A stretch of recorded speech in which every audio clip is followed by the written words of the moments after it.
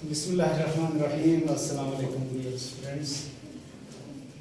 हम पढ़ेंगे होम्योस्टेसिस और इसका मफहूम ये है कि एक जानदार के दो माहौल हैं। एक उसके इर्द गिर्द वाला बाहर का माहौल है जिसको एक्सटर्नल इन्वायरमेंट कहते हैं, एक उसके अंदर का माहौल है जो इंटरनल इन्वायरमेंट कहते हैं। अब इस इंटरनल इन्वायरमेंट में मसलन डाइजेस्टिव सिस्टम के अंदर का माहौल, रेस्पिरेटरी सिस्टम का अंदर का माहौल, सर्कुलेटरी सिस्टम के अंदर खून और प्लाज्मा की एक कम्बिनेशन का माहौल, टिश्यूज़ के बीच में इंटरस्टिशियल सेल या स्पेस, उसमें जो केमिकल्स हैं, जो खुराक है, वेस्ट है, सेल्स हैं, ये सारा इंटरनल माहौल है। अब जानदार की बका के लिए ज़रूरी है कि इंटरनल माहौल उसके कंट्रोल में रहे, इक्विलिब्रियम में रहे, जैसा वो चाहता है वैसे रहे। जबकि बाहर का माहौल बहुत बड़ा है और इसमें जो चेंजेस आते हैं ये जानदार के बस में नहीं है कि इन चेंजेस को रोक सके। ये चेंजेस अपनी मर्जी से आते हैं। मसलन बाहर पूरे इलाके का टेम्परेचर हाई हो गया या डाउन हो गया तो एक जानदार क्या कर सकता है? बारिश हुई या नहीं हुई जानदार के बस में नहीं। पानी दस्तयाब है नहीं है जानदार के बस में नहीं। हवा में ऑक्सीजन कम है ज़्यादा है जानदार के बस में नहीं। तो बाहर के माहौल की तब्दीलियां अंदर के माहौल के इक्विलिब्रियम को डिस्टर्ब कर सकती हैं। उस डिस्टर्बेंस को रोकने की कोशिश को होम्योस्टेसिस कहते हैं। यानी बाहर के माहौल की चेंजेस अंदर के माहौल के इक्विलिब्रियम को डिस्टर्ब करने की कोशिश करेंगी। उन डिस्टर्बेंसेस को रोकने की कोशिश को होम्योस्टेसिस कहते हैं। The ability of an organism to maintain an internal environment in equilibrium, या the ability of an organism to maintain or protect its internal environment from the harms of fluctuations in external environment, that is called homeostasis. अब अगर homeostasis ना करे तो क्या होगा? Survival खतरे में पड़ जाएगी, जानदार की बका खतरे में पड़ जाएगी, जानदार फना हो जाएगा। इसलिए लाजमी है कि होम्योस्टेसिस को मेंटेन किया जाए या इसको सीरियसली लिया जाए। अब इस होम्योस्टेसिस के कंपोनेंट्स हैं। 3 कंपोनेंट्स का जिक्र किया गया है। एक है रिसेप्टर्स, जैसे कि हम पहले भी नर्वस सिस्टम में पढ़ चुके हैं। रिसेप्टर उन सेल्स को, सेल के एंडिंग्स को या ऑर्गन्स को कहा जो एक्सटर्नल या इंटरनल इन्वायरमेंट में होने वाली किसी भी चेंज को डिटेक्ट करे, रिसीव करे और आगे फॉरवर्ड करे। तो इसका काम है चेंज जहां भी आए और बाहर के चेंज को यहां अप्लाई होने के बाद महसूस किया जाए। अंदरूनी या बैरूनी माहौल में होने वाली चेंज को डिटेक्ट करके, रिसीव करके फॉरवर्ड करने वाले को रिसेप्टर्स कहा जाता है। अब इस तरह के रिसेप्टर्स हमारी स्किन में भी हैं, हम पढ़ चुके थे। इनका काम क्या था? एक्सटर्नल इन्वायरमेंट में होने वाली चेंजेस को महसूस करें, टेम्परेचर चेंजेस को, टच वाले चेंजेस को, पेन वाले चेंजेस को, प्रेशर वाले चेंजेस को। इसके अलावा अंदर भी बहुत सारे रिसेप्टर्स हैं। मसलन डाइजेस्टिव सिस्टम में रिसेप्टर्स हैं जो ये डिटेक्ट करते हैं कि खुराक की मिकदार कम हो गई है या ज़्यादा हो गई। इसी हिसाब से हमें कभी भूख लगती है, कभी भूख नहीं लगती, तो रिसेप्टर्स बताते हैं। इसी तरह खून की नालियों में रिसेप्टर्स हैं जो ये मैनेज करते हैं कि हमें बताते रहते हैं कि खून का प्रेशर हाई है इस वक्त या लो है, खून के अंदर शुगर लेवल हाई है या लो है, पानी की मिकदार कम है या ज़्यादा है। इसी तरह रेस्पिरेटरी सिस्टम वाले ये बताते हैं कि जो हवा खींची गई है अंदर उसमें ऑक्सीजन कम है या ज़्यादा है। तो हर तरह के रिसेप्टर्स जिस्म के अंदर मौजूद हैं जो किसी भी चेंज को डिटेक्ट करके आगे फॉरवर्ड करते हैं। फॉरवर्ड किसको करते हैं? कंट्रोल सेंटर की तरफ, कंट्रोल सेंटर। अब ये सबसे बड़ा कंट्रोल सेंटर तो CNS है, सेंट्रल नर्वस सिस्टम, और इसके मातहत कुछ और सिस्टम्स भी हैं। यहाँ जो होम्योस्टेसिस का जो कंट्रोल सिस्टम है उसको रेनिन नाम दिया गया है। ये रेनिन एंजियोटेंसिन सेंटर कहते हैं इसको। असल में ये सेंटर ब्रेन से ज़रा सा हट के है और ये हार्मोन्स का एक सेंटर है। जो लॉन्ग लास्टिंग काम करने होते हैं उनके लिए ये सेंटर है। कहने का मतलब ये रिसेप्टर से स्टिमुलस आया कंट्रोल सेंटर के पास, ब्रेन के पास, ब्रेन ने इस अपने असिस्टेंट सेंटर की तरफ मुंतकिल किया। यहाँ ये एनालाइज करके ये फैसला करेगा कि किस सिचुएशन के लिए कौन सा हार्मोन रिलीज हो। मसलन ब्लड प्रेशर हाई हुआ है तो एक हार्मोन निकलेगा, ब्लड प्रेशर लो हुआ है दूसरा हार्मोन निकलेगा, शुगर लेवल हाई हो तो एक और हार्मोन निकलेगा, शुगर लेवल कम हो तो एक और हार्मोन निकलेगा। इसी तरह हम पढ़ के भी आए हैं, अगर शुगर में कैल्शियम लेवल बढ़ जाता था कैल्सिटोनिन रिलीज होता था, कैल्शियम लेवल कम होता था पैराथ हार्मोन रिलीज हो रहा था। तो सारा फैसला इसने करना है कि किस सिचुएशन से निपटने के लिए कौन से हार्मोन्स को एक्टिवेट किया जाए। अच्छा, इसके बाद यहाँ से एक्टिवेशन के बाद ये जो यहाँ की सिक्रीशंस हैं यानी हार्मोन वो जाके इफेक्टर पर एक्ट करेंगे और इफेक्टर्स फिर रिस्पॉन्स शो कराएंगे, उस तब्दीली का जवाब देंगे। मसलन शुगर लेवल लो हो गया था तो एक हार्मोन आया, उसके जवाब में एक मैकेनिज्म एक्टिव होगा जो शुगर लेवल को बढ़ाएगा।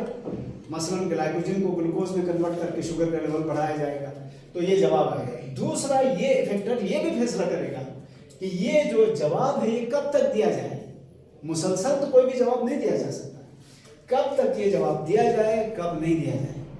और इस सारे को ये हम कह सकते हैं framework of homeostatic control, homeostasis को मेंटेन करने वाले ये 3 स्टेप्स पर मुश्तमिल एक मैकेनिज्म बना हुआ है जिसने होम्योस्टेसिस को मेंटेन करना है। और अब इसको रोकने के लिए एक कंट्रोल सिस्टम भी मौजूद है, सेल्फ कंट्रोल मैकेनिज्म है। इस सेल्फ कंट्रोलिंग मैकेनिज्म को फीडबैक मैकेनिज्म कहते हैं। फीडबैक हम पहले भी पढ़ चुके हैं। इसका सिंपल मतलब यही है कि एक प्रोसेस जो स्टार्ट हुआ उसके नतीजे में जो फाइनल कोई चीज़ प्रोडक्ट वजूद में आई वो प्रोडक्ट खुद उस प्रोसेस को रोकेगी। इसको फीडबैक मैकेनिज्म। मसलन शुगर लेवल कम हुआ तो रिसेप्टर ने इधर कंट्रोल सेंटर तक पैगाम भेजा कि शुगर कम हुआ है। रिसेप्टर ने ग्लाइकोजन रिलीज कराया, ग्लाइकोजन ने जाके ग्लाइकोजन को ग्लूकोज में कन्वर्ट कराया। अब इस प्रोसेस की फाइनल प्रोडक्ट क्या है? ग्लूकोज। जब उस ग्लूकोज का लेवल बढ़ जाएगा तो वो उन रिसेप्टर को ब्लॉक करेगा, तो रिसेप्टर पैगाम नहीं भेजेंगे, तो खुद ब खुद ग्लूकोज की प्रोडक्शन रुक गई। तो ये है फीडबैक मैकेनिज्म। अब ये फीडबैक 2 तरह का है, एक को कहते हैं नेगेटिव फीडबैक और दूसरे को कहते हैं पॉजिटिव फीडबैक। सबसे पहले इन दोनों में बुनियादी फर्क हम जहन में रखते हैं। नेगेटिव फीडबैक का मतलब ये है जब एक प्रोसेस एक्टिवेट हुआ था उसकी जो फाइनल प्रोडक्ट थी उसने इस प्रोसेस को रुकवाया, तो ये नेगेटिव फीडबैक है। अगर उसने उस प्रोसेस को कंटिन्यू रखवाया या मजीद बढ़ाया तो उसको कहेंगे पॉजिटिव फीडबैक। समझ आ गया? तो पहले नेगेटिव फीडबैक, यहाँ कोई भी एग्जांपल आप फिट कर सकते हैं। यहाँ हम अगेन शुगर लेवल की ही बात करते हैं। मसलन ये एक इंसान है, इसका एक सिस्टम बना हुआ है। डाइजेस्टिव सिस्टम में स्टमक के करीब पेंक्रियाज, स्मॉल इंटेस्टाइन, इधर लिवर। स्मॉल इंटेस्टाइन में जितने कार्बोहाइड्रेट डाइजेस्ट होंगे वो ग्लूकोज में तब्दील होकर लिवर के पास आएंगे। और इधर है हमारा पेंक्रियाज। पेंक्रियाज में आइलेट्स ऑफ लैंगरहान है, उसके बीटा सेल्स इंसुलिन सिक्रीट करेंगे। तो हुआ क्या है?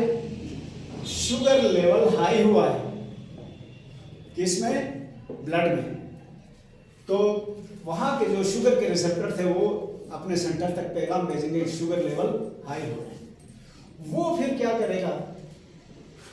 इस इंसुलिन तक पैगाम भेजेगा। इंसुलिन के पेंक्रियाज तक, पेंक्रियाज के बीटा सेल्स इंसुलिन सिक्रीट करेगा। इंसुलिन पहुंचेगा इधर लिवर में। लिवर में पहुंच के जितना ग्लूकोज आया है उसको ग्लाइकोजन में कन्वर्ट कराएगा, उसकी मेटाबॉलिज्म कराएगा, उसमें से कुछ को लिपिड्स में कन्वर्ट कराएगा, कुछ को प्रोटीन में कन्वर्ट करा के शुगर के लेवल को जो बढ़ा हुआ था उसको कम करेगा। जब नॉर्मल हो जाएगा शुगर लेवल तो फिर मैसेज नहीं आएगा, मैसेज नहीं आएगा तो इंसुलिन की सिक्रीशन रुक जाएगी। लिहाजा इंसुलिन की सिक्रीशन को रुकवाया किसने? लो लेवल ऑफ शुगर ने। इसको रिलीज किसने कराया था? High level of sugar. तो जो चीज इसकी सिक्रीशन का सबब बनी थी उसी की मिकदार ने इसको रुकवा दिया। ठीक हो गया बेटा? ये है नेगेटिव फीडबैक मैकेनिज्म। इसी तरह कैल्शियम की मिसाल ले लो, किसी की भी आप मिसाल ले सकते हैं। फिर दोबारा देख लें, जिस्म में खून चल रहा है, उस खून के अंदर कैल्शियम का लेवल हाई हो गया है। कैल्शियम का लेवल हाई हुआ, यहाँ से रिसेप्टर ने पैगाम भेजा सेंटर तक या मरकज तक। वहाँ से कौन सा हार्मोन आप कह सकते हैं? पहले हाइपोथैलेमस, हाइपोथैलेमस से पिट्यूटरी, पिट्यूटरी से थायराइड, थायराइड से कैल्सिटोनिन रिलीज हुआ। कैल्सिटोनिन, अब ये कैल्सिटोनिन क्या करेगा? शुगर में से ब्लड में से कैल्शियम को ले जाके हड्डियों में लगवाएगा।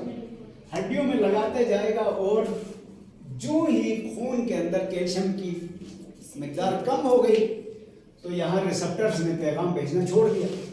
रिसेप्टर ने पैगाम भेजना छोड़ दिया तो हाइपोथैलेमस ने पिट्यूटरी को स्टिमुलेट करना छोड़ दिया। पिट्यूटरी ने थायराइड को स्टिमुलेशन नहीं दी, थायराइड ने कैल्सिटोनिन की सिक्रीशन को रोक दिया। तो इस प्रोसेस का जो फाइनल प्रोडक्ट था, कैल्सिटोनिन की फाइनल प्रोडक्ट क्या था? कैल्शियम का लेवल वो कम हो गया, तो इसके बाद इसकी सिक्रीशन रुक जाएगी। ये भी है नेगेटिव फीडबैक। अब आते हैं पॉजिटिव फीडबैक मैकेनिज्म।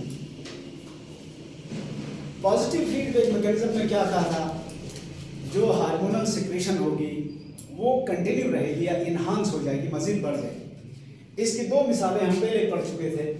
एक मिसाल यहाँ रिपीट कर रहे हैं कि ये यूटेरस है और इस यूटेरस के अंदर फीटस या एम्ब्रियो बर्थ के लिए तैयार है। जब ये फर्ज कर ले आके इस पोर्शन को टच करता है तो इस टच के जवाब में ब्रेन तक मैसेज जाएगा, ब्रेन से कंट्रोल सेंटर आएगा, कंट्रोल सेंटर से क्या होगा?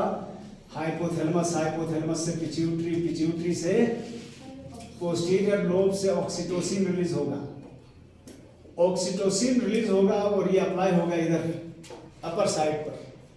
यहाँ से नीचे की तरफ कंट्रैक्शन शुरू हो जाएगी। इसके नतीजे में ये जो फीटस है आकर सर्विक्स को टच करेगा। जो टच करता जाएगा ऑक्सीटोसिन की सिक्रीशन मजीद बढ़ जाएगी। मजीद बढ़ने से क्या होगा? ये जो वेव ऑफ कंट्रैक्शन थी वो फास्ट हो जाएगी, इसके नतीजे में बर्थ हो जाएगी। ये था पॉजिटिव फीडबैक। तो पॉजिटिव फीडबैक में क्या होता है? हार्मोनल सिक्रीशन मजीद बढ़ जाती है। यही कुछ जिस्म के अंदर और मामलात में भी होता है। मसलन एक और चीज याद रखें, ओवरऑल जो नेगेटिव फीडबैक मैकेनिज्म है वो ज्यादा है, पॉजिटिव फीडबैक वाली मिसालें कम हैं। और इसी तरह मिल्क सिक्रीशन का था, ऑक्सीटोसिन पहले रिलीज नहीं हो रहा था। फर्ज करें गाय के बछड़े ने दूध पीना शुरू किया तो शुरू के 2-3 शख्स में उसको दूध आएगा ही, लेकिन वो टेक्टाइल स्टिमुलस मिला, गाय के इधर पहुंच गया, उधर से ऑक्सीटोसिन रिलीज हुआ, ऑक्सीटोसिन ने मिल्क इंजेक्शन कराया तो अब दूध आना शुरू हो जाएगा। जितना वो बछड़ा दूध पीता जाएगा उतना ऑक्सीटोसिन की सिक्रीशन का लेवल बढ़ेगा और इसके नतीजे में मिल्क इंजेक्शन भी बढ़ता जाएगा तो बच्चे को ज्यादा दूध मिलेगा। फिर जब उसका पेट भर जाएगा फिर छोड़ेगा, वरना इसकी सिक्रीशन बढ़ती जाएगी। ये भी पॉजिटिव फीडबैक की एक मिसाल है।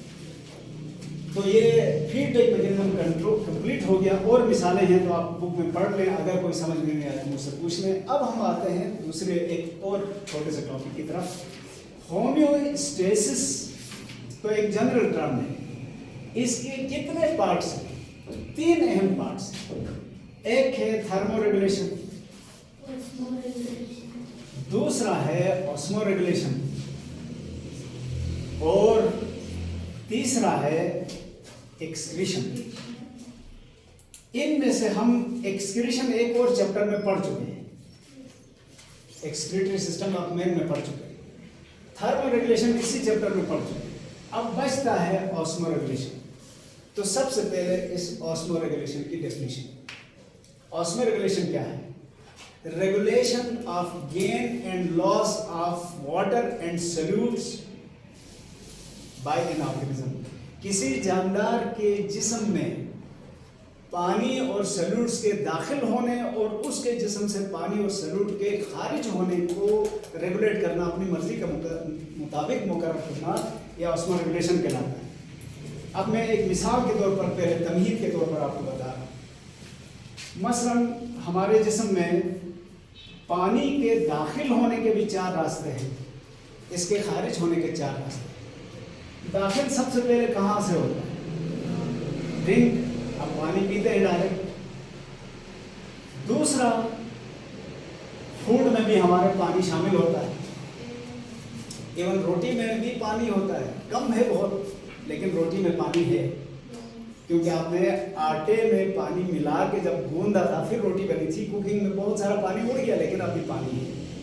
तो इसी तरह चाय पीते हैं, इसी तरह सालन है, चावल है, सब में पानी कम या ज़्यादा है। दूसरा रास्ता, इसके जरिए पानी अंदर गया। तीसरा रास्ता है सांस के जरिए, रिस्पिरेशन के जरिए भी पानी अंदर जा सकता है। और चौथा रास्ता है metabolic by product. Metabolic by product कहें तो आपके जहन में फौरन सेलुलर रेस्पिरेशन आनी चाहिए जहन में। सेलुलर रेस्पिरेशन में जब एक ग्लूकोज का मॉलिक्यूल तोड़ा जाता है तो 6 वाटर मॉलिक्यूल्स बनते हैं। तो 4 जरिए थे ना ये पानी के अंदर जाने के, इसी तरह 4 जरिए पानी के खारिज होने के लिए। मसलन हम यूरिनेशन के जरिए पानी खारिज करते हैं, फीस के साथ पानी खारिज होता है, स्वेटिंग के जरिए पानी खारिज होता है, और